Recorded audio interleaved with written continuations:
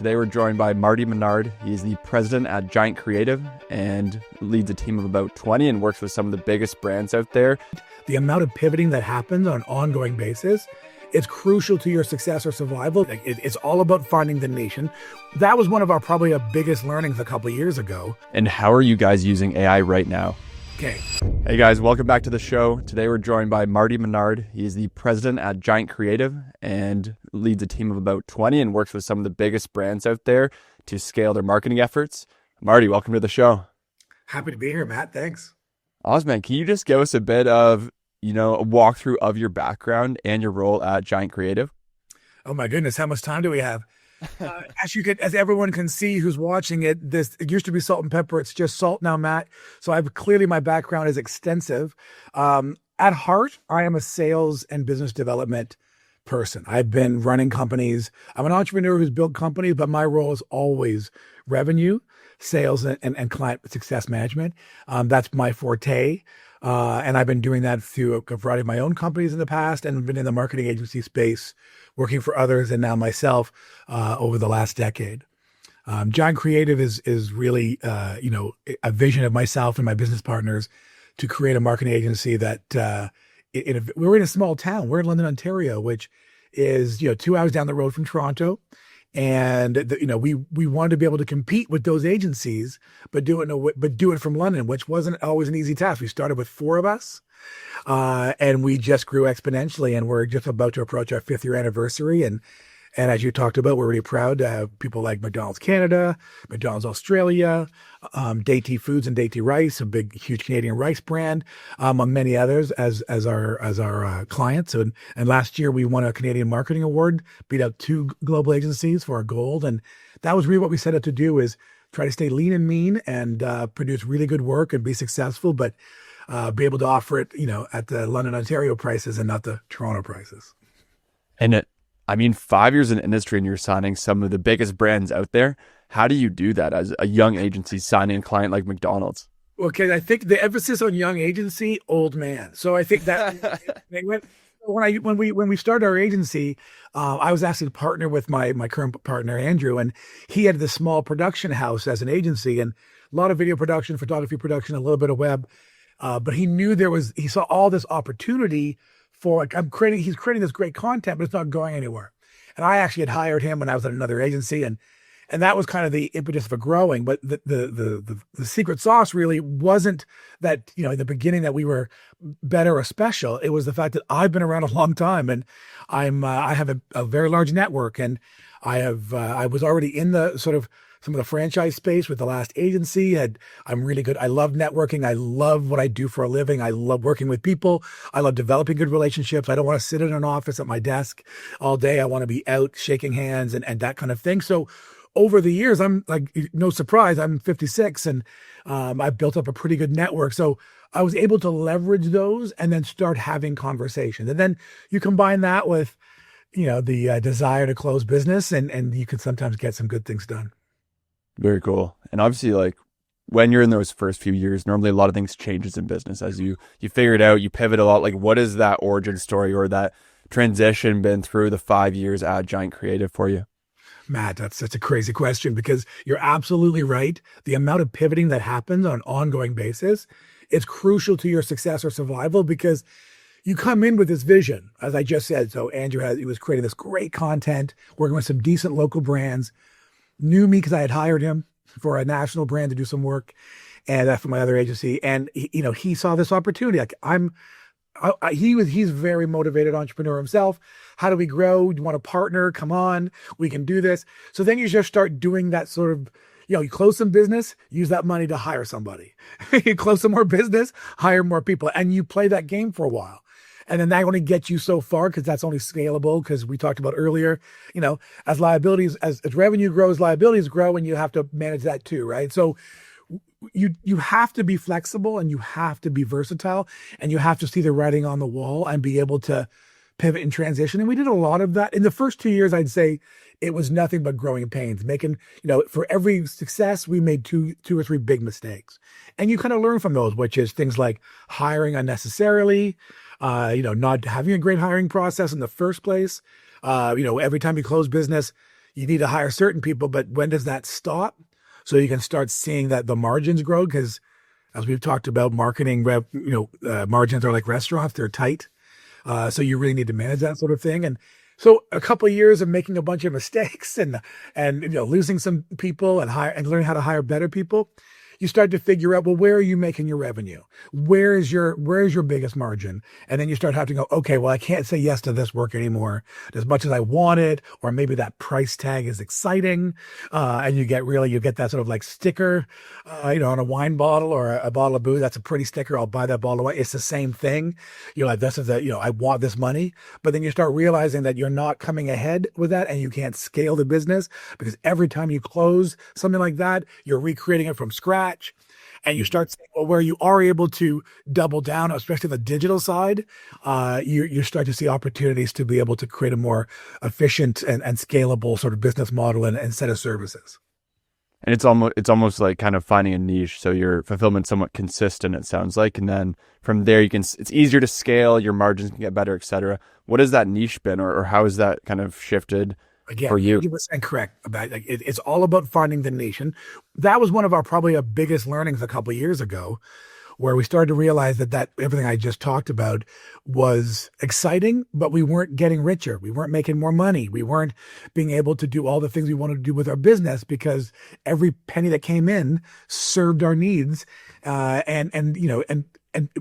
And the work has to get fulfilled long before the payments come in often. So it's a hard game. So we started to looking at, well, where we were being successful just by chance. So we because I had come from franchise marketing, we started doing franchise lead generation. And we started realizing now, if we get a good healthy budget, and a good management fee, and maybe it was 25 hours a month, we could start servicing those clients for maybe half to 60-70% of that. And all of a sudden there was a healthy margin month after month.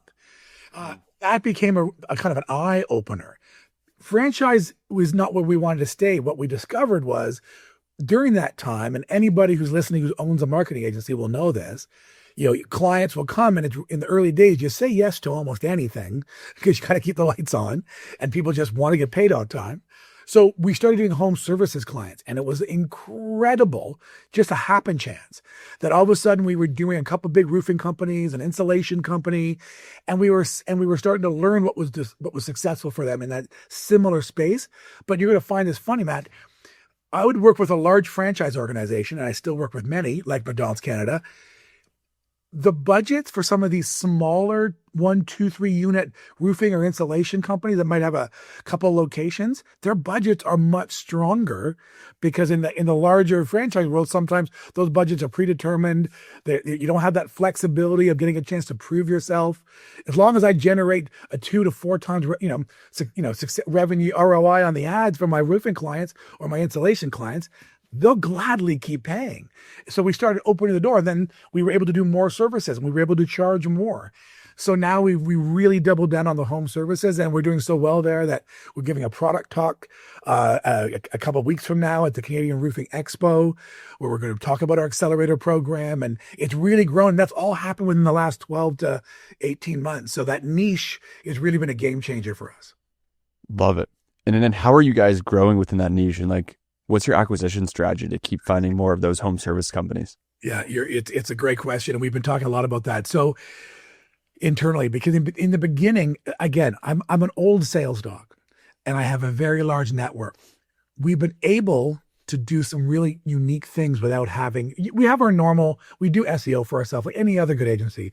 We're doing strong SEO program for ourselves like we do for our clients. It brings a lot of inquiries and leads. We might get 3 to 5 quality leads every month. And that may sound small if you're a roofing company, but for a marketing firm who the annual budget for any client is going to be in the low to mid 6 digits, that's what we can handle from us being able to service with a team of 20, right?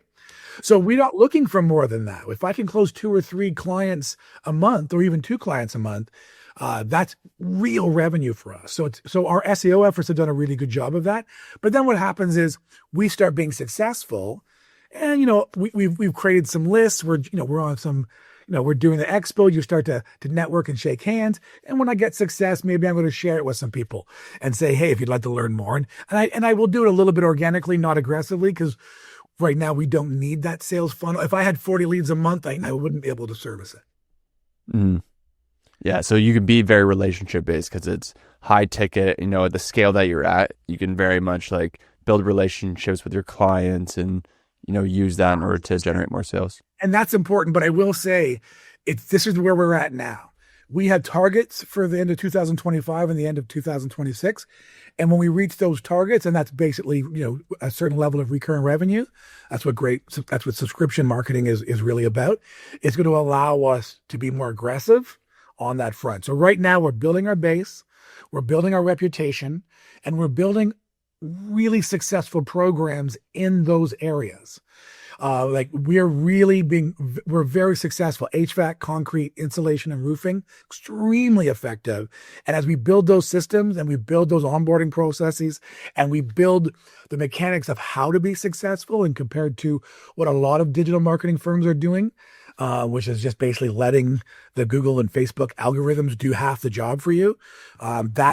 That's being experts in that field and doing a little bit more. Yes, we're a bit more money than those guys, but for the clients, it's not hard to prove to them within a couple of months they're making that 2, 3, 4, up to 10 times ROI, and it's an easy conversation to say, hey, if we're making you this much money at this budget, let's go to these territories with this budget and we'll make this much more. And it's an easy decision for them to make. But you can't do that if you just let the Performance Max programs or whatever just run it for you. That won't happen. Yeah. It's all about those client results. 100%. So we kind of went into, how you guys have pivoted, throughout the 5 years of Giant Creative. What shifts have you seen on the technology side over the last 5 years in the industry? Last 2 years. I mean, it's hard to keep up. So so one of the things that we did was we realized, Andrew and myself, who both have marketing experience, but where he's a product specialist in video and that kind of and graphic content, that's where his product specialty is. And mine is sales and revenue, right? So neither of us were technologically sound in terms of the marketing. So we would hire people and trust that they were great. But we saw the writing on the wall, about a year and a half ago. And there was a very large brand here in Canada called Dipley, which is one of the largest digital advertisers in Canadian history. And we ended up doing some work for them on the SEO side. And one of the founders, we just developed a relationship with, and he's built products with Facebook. He's built products with Google. He's somebody that, you wouldn't normally we wouldn't have been able to afford to hire, so to speak, at our estate, but he happened to live in the area, and he's a real bigwig, but he loved what we did and he loved some of my team. So I spent a year trying to bring him into the business solely for the purposes of knowing if we didn't have somebody who really understood the technology, understood the web technology, the AI technology, and where we were headed in terms of all of those things, we were going to get run over by all the agencies that had a bigger budget than us and could pay the right people to do it. So I spent a good 6 months, harassing this guy, making him a partner, and got him into the company. He's a wonderful guy, Gary Manning, and he's now our third business partner. And he has been instrumental in how we manage our digital marketing, especially around where we use AI and where we don't. And it really has been the secret sauce. The recipe is a combination of two, but not leaning only on one or the other too heavily. And how are you guys using AI right now? Okay. I'm going to remind all your listeners and viewers, I am the head of revenue and sales. So when you're going to get my version of this, and I'm sure Gary heard me talking, there'd be a bit of cringe. But we use AI for a lot of things. It might be easier to start where I don't use AI and work my way into it. So if you think about the Google algorithms and the Facebook advertising platform algorithms, there's already some ingrained AI in how that they manage those campaigns internally. You can easily, as so many agencies do, turn on the Performance Max, let Google make your decisions for you, let Meta make your decisions for you, and it'll tell you where they'll place their ads based on what decisions they want to make that are healthy for them.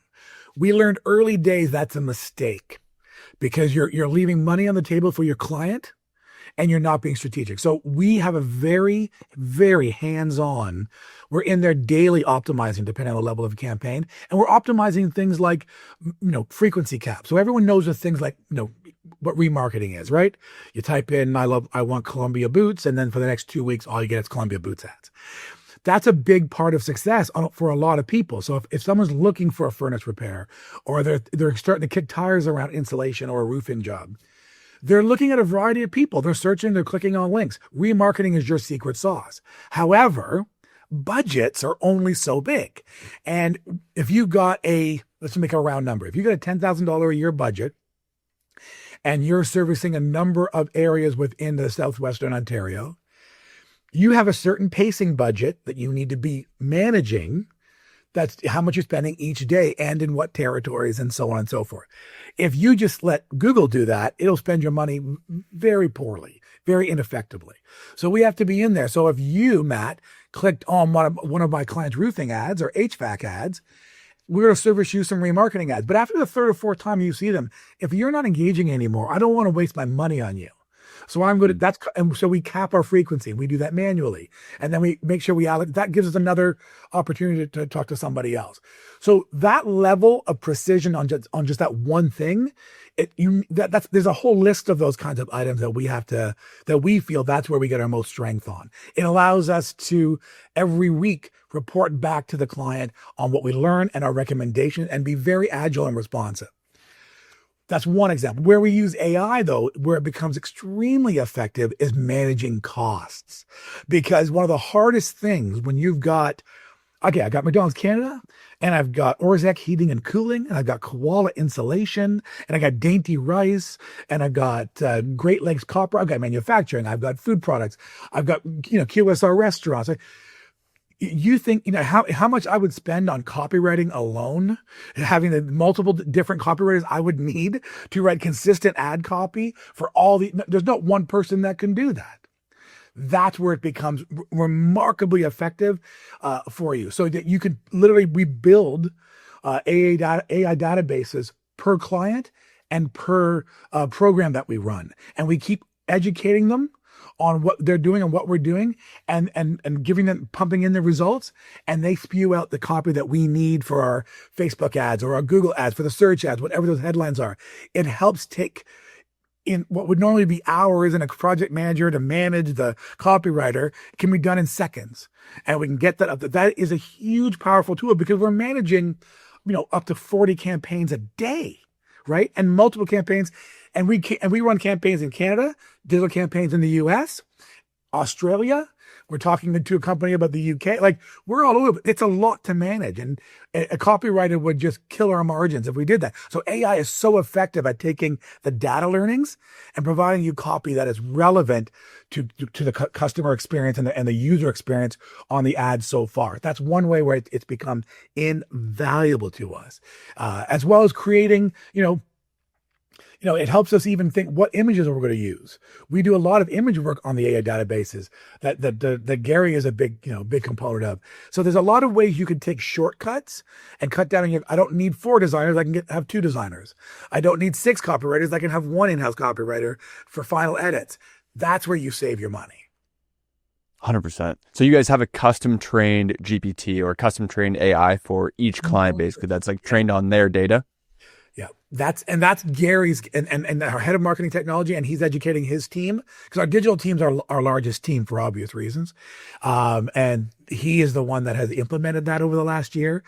It's a difference maker for us, not just because it's not about necessarily always producing the most branded or beautiful or advertising line or the promotional line.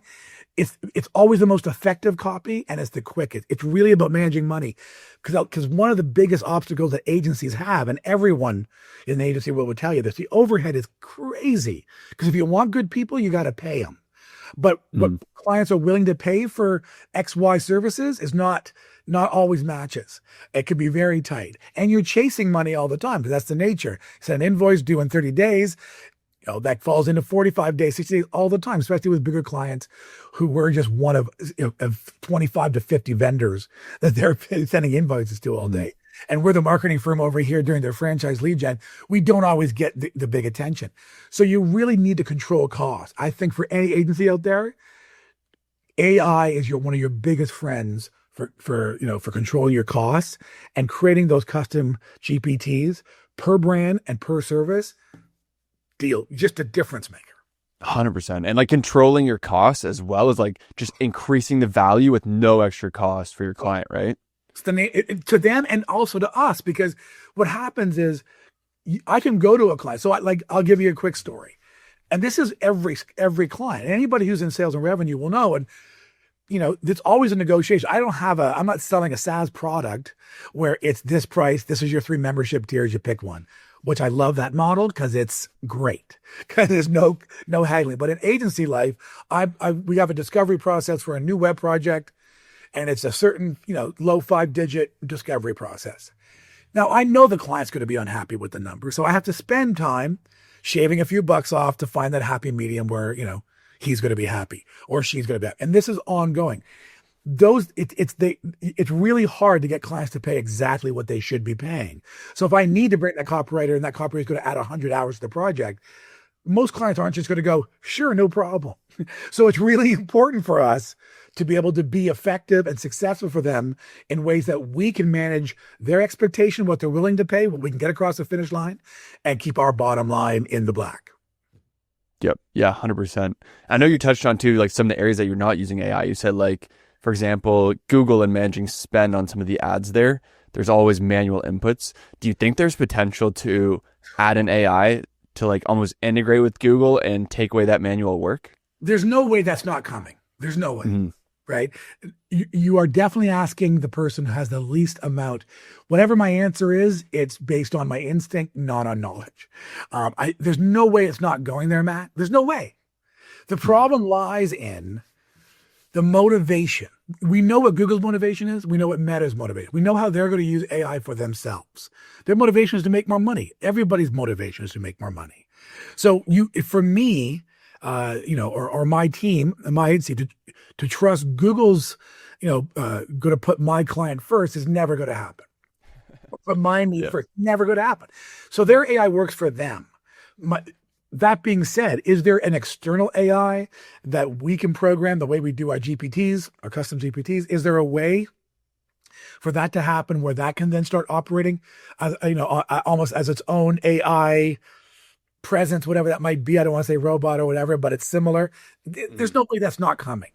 And I don't think it's not going to be that far off because things are moving at locomotive speeds, right? It's a really, I can't imagine that not happening. However, it's pretty intricate work because imagine this. If I've got an HVAC company who's serving Southwestern Ontario or a piece of that, and he's trying to service high income area, we have ads that are servicing high income areas for full installations and lower income areas for repairs. People who probably won't be able to afford right now in this economy a brand new furnace when their furnace goes bad or a brand new AC unit, but so they're just going to be able to afford to pay it. Both of them have that. They tend to have higher margins, but you need more work to make the volume. So there's that client that you're servicing 2 types of ads and territories to. And then you have McDonald's franchising, who is looking at a very niche market.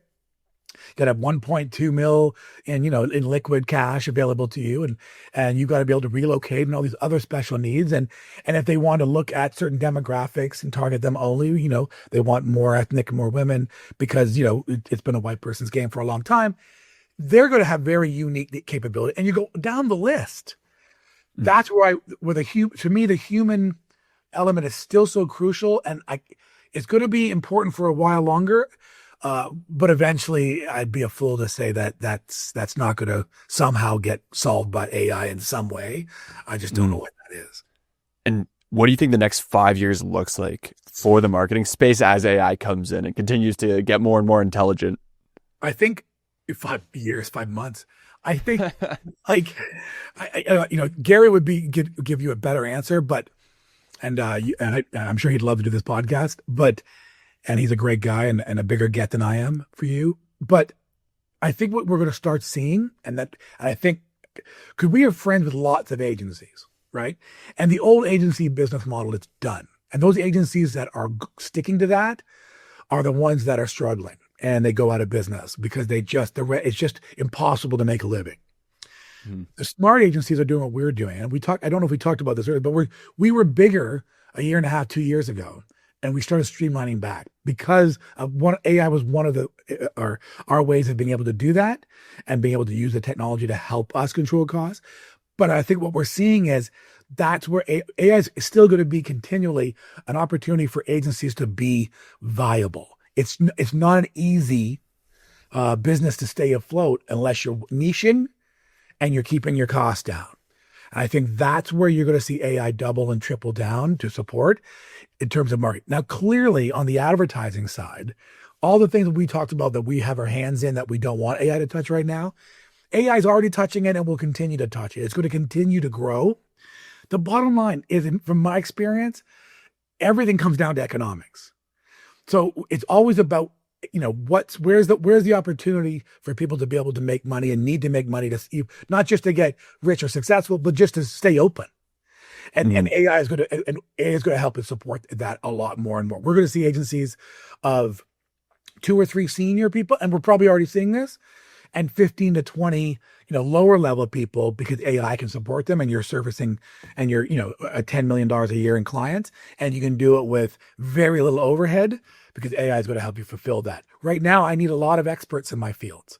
They all come with a decent price tag. They're all worth it. I get it.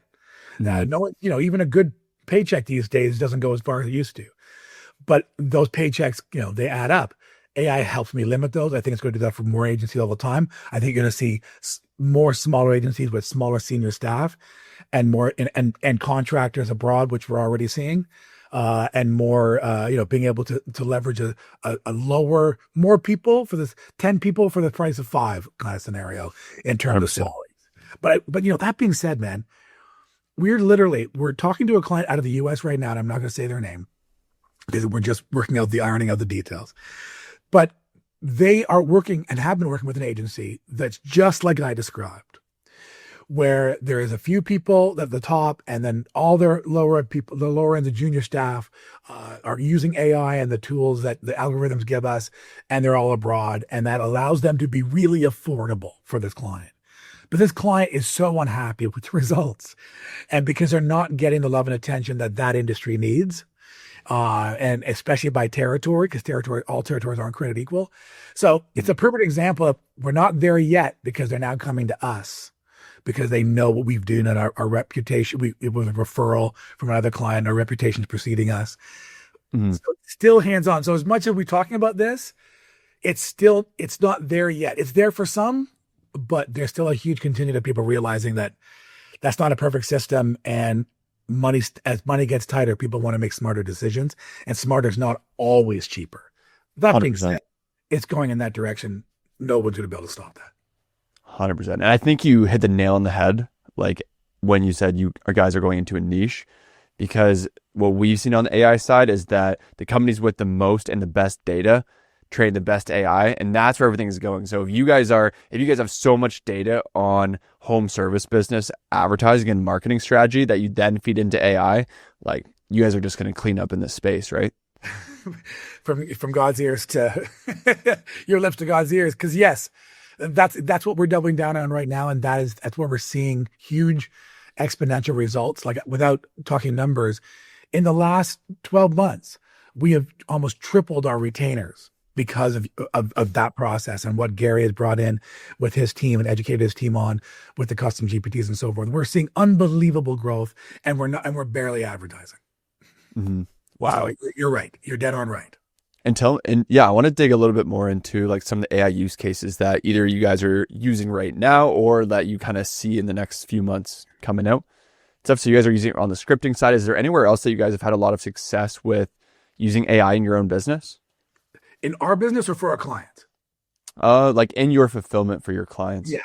So, well, right now there's a client that I know Gary's using AI a lot to help with it's all on the website. So and again, this is where I'm going to have the least amount of knowledge. So all you listeners, but I will say, so when you're looking at things like, And I'm trying to think off the top of my head. You know, if you're looking at traffic analysis, or you're looking at SEO audits, or you're looking at template mapping, I know that now we're using AI a lot to support on that. It's a combination of having having the right person be able to interpret that data. But when you're dealing with a site that's, say, 4,000 pages, it's just, you can't do it manually. You have to use AI to be able to get that information. And it might be as simple as, I know that Gary created something that was really unique to be able to track broken links from on the site that was migrated by a company that didn't do the right job. Things weren't working for the client. And he created an AI automation that would go in there and started manually identifying which links were broken and which ones weren't. And then actually and in the spreadsheet, the AI marked 1 for good, 0 for not, and just did all that work. Now, what was interesting about that is it still took like 6 hours to do it. And it would have taken a person the same, but it would have been an agonizing task, maybe longer than 6, but it would have been an agonizing task. AI can just go in there and do it, so he can reallocate his team towards other tasks. So again, it's like having an extra person that you're not paying for. So we're definitely seeing it on the web side, on the SEO side, a lot as well, especially on some of these larger sites, and analyzing their position in relation to, the territories they're in, what's their keyword, mapping look like, they're just their H1 and all their meta tags, all of that stuff. We can get a good analysis and start making decisions just using an AI tool. Very cool. It's heavy there too. I've forgotten about that. But very cool. Spot. So ad copy is a big one. Obviously, all that management on the website. We're not. That's probably our 2 biggest areas right now. Though I know that Gary and his team are exploring where we can continue to maximize it. And to your point. Definitely the niches give us that opportunity more than it's almost impossible to do when we launched a brand strategy, a large brand campaign that the only goal, non-conversion campaign for Dainty Rice across Canada. It's one purpose only, to increase their brand awareness across the country. That's all it is. It's all manual work. And that's why the big price tag, my margin on the price tag is nothing in compared to what I'm getting on these home services clients. Yep. Yeah, very cool. Very cool. And then what advice would you have for other agencies trying to keep up with the AI shift? Yeah, it's a good one because, what I did, not everyone has the ability to do, right? We happened to get hired by someone who had a lot of technology experience and knowledge, and I was able to sell him through, to come over. That's not obviously on everyone's plate. That worked for us. I think, the first thing they have to remember is they have to dive into it. They can't ignore it, and they can't tiptoe around it. They need to get educated on it, period. So if they're an agency that has somebody that runs their MarTech internally, whether it's just simple marketing technology, as someone just running performance campaigns and running the Google and platforms and the doing any of their sort of web platforms and Google Analytics, even if it's just that at that surface level, they need to get educated. AI is they need to start doing it. They have to start creating custom GPTs. If they're afraid to, or they don't know what to do, just get started. I know for a fact that's what Gary did. Now he had a background in software, so it probably an easier learning curve for him than me. But even I use it all the time just to help me with proposals or to help me understand a new lead that comes in. And I throw some of their brand guidelines or some other sort of collateral I can collect from them, and it can even help me. So if I can do it, a 56-year-old man who is, basically a sales guy, anyone can learn. And I think the bottom line is just dive in. Don't be afraid to take chances. Start putting it into practice. You're going to maybe make some mistakes. You might see some things go out that's not exactly what you wanted, but you can't. This isn't a toe in the water. Dive in because you don't have a choice if you want to survive. Love that. And then one other question I had for you is, what's one of the biggest mistakes that you make, or what is one of the biggest mistakes that you see brands or companies make when it comes to their marketing? Oh my God.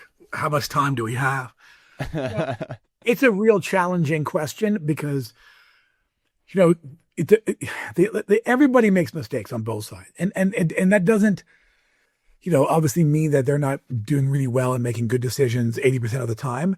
But you will find, and this is one of our struggles. One of our big brand clients, they're so wrapped up in how their branding makes them feel that the data becomes secondary. And you will see decisions being made based on old sort of paradigms, old thinking. Even the gentleman today that I spoke to, that I did close him at the low 5 digits, despite him not wanting to. There's just he just thinks it's not that, this shouldn't cost that much. It's like, why do you say that? And there's no answer. They just have this decision in their mind. It's the same thing on data.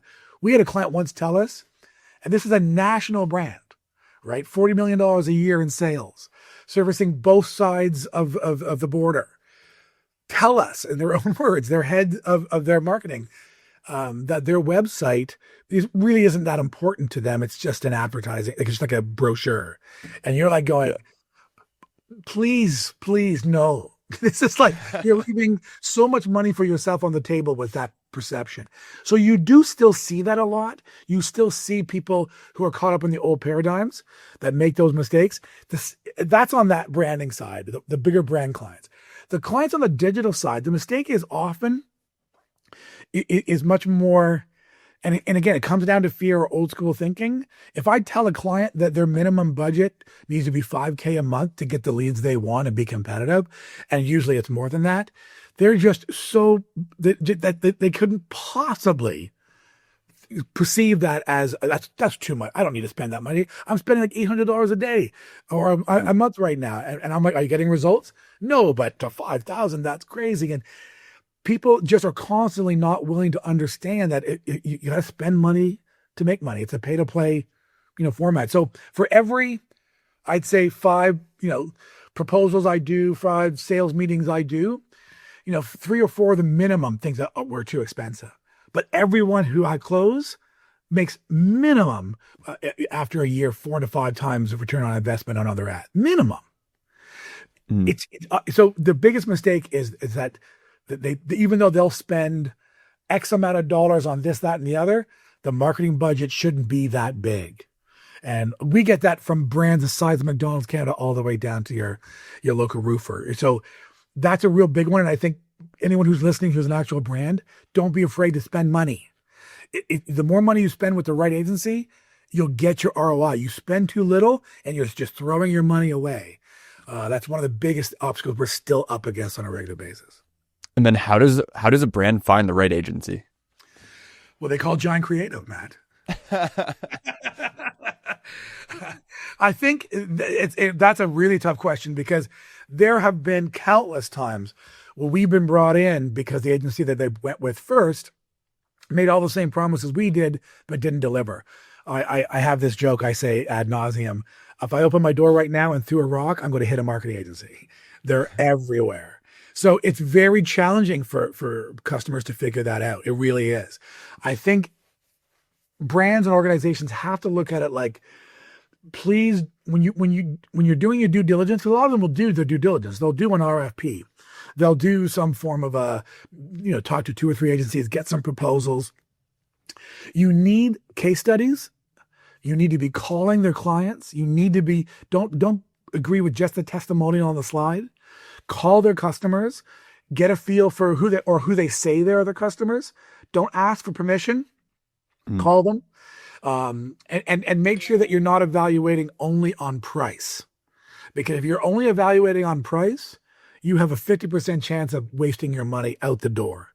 Because the lowest price shouldn't be your only determinant. I'm not saying the budget shouldn't matter, but you need to pick people and agencies to work with that understand what it takes to do the job right and aren't willing to lie to you about it and make promises they can't keep. And the best way to figure that out is to call their clients and prove the case studies that they're saying are true. If you do that, you'll almost always make the right decision. Love it. Awesome. And then before we jump off here, if people want to look up more about you or about Giant Creative, where should they look? Well, giantcreative.ca is a great spot. You can check out our LinkedIn. You can check out my LinkedIn, Marty Menard, which I think it really is just LinkedIn/Marty Menard. or Marty Menard. You can figure it out. But you'll see a lot of our work is up there. Our LinkedIn post more work than our website is. And if you have any questions, you can always reach out. But those are your two best bets. Most of our stuff is there. Love it. Thanks so much for your time today, Marty. It's a pleasure, Matt. Thanks it was a great conversation.